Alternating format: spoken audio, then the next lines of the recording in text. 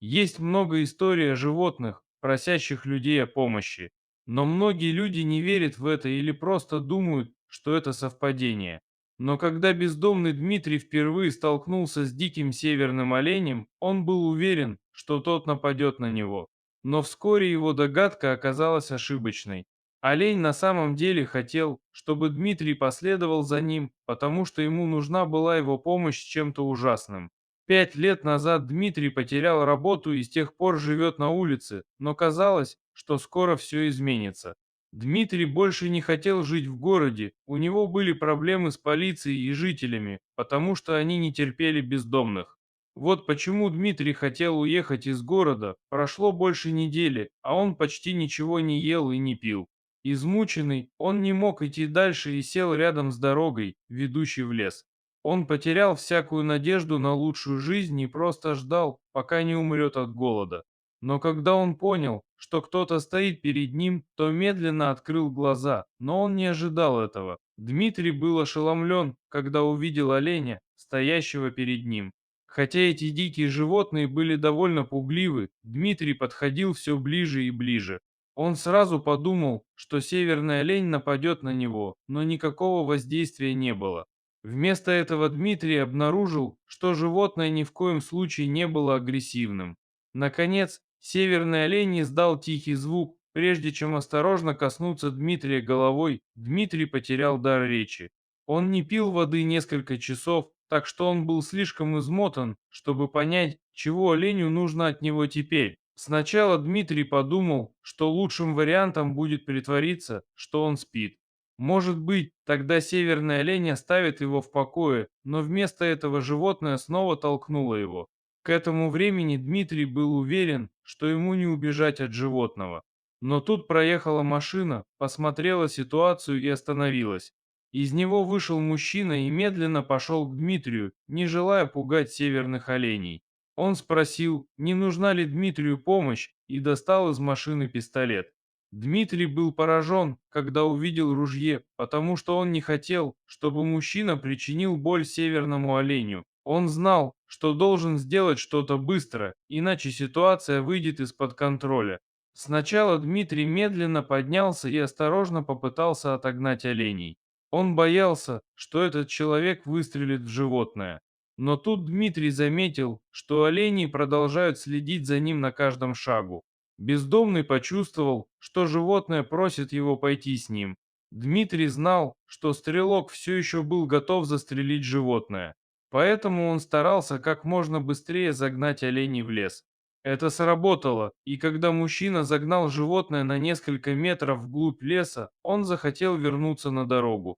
Но олень оглянулся и жестом велел мужчине следовать за ним. Дмитрий был на исходе сил.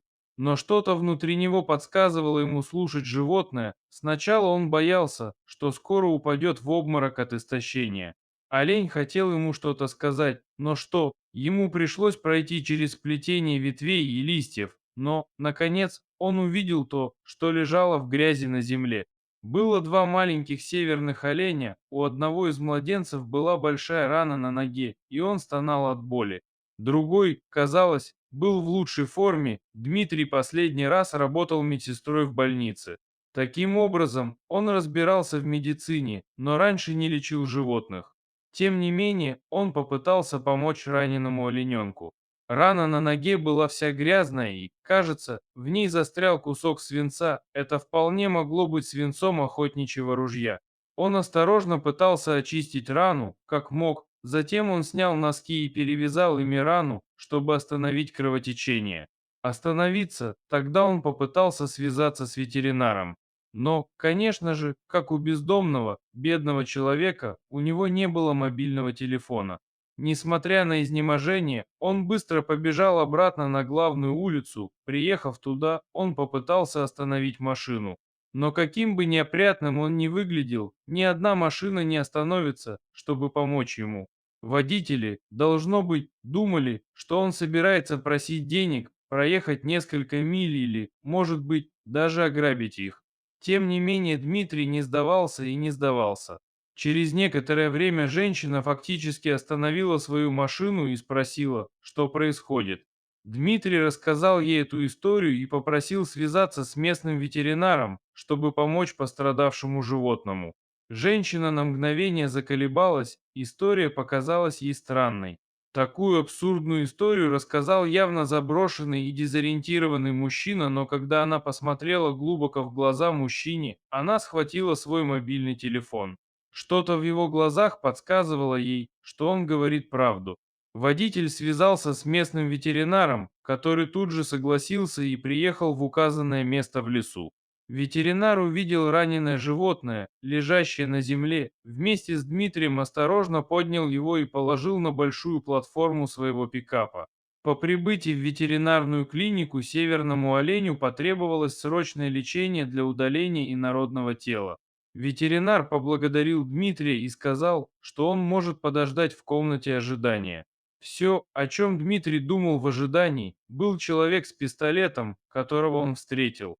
Должно быть, это он застрелил того маленького северного оленя, тогда он решил написать жалобу. Он вызвал местную полицию с помощью ветеринара. Дмитрий рассказывает офицеру всю историю, и тот обещает действовать немедленно, поскольку охота на молодых животных является незаконной.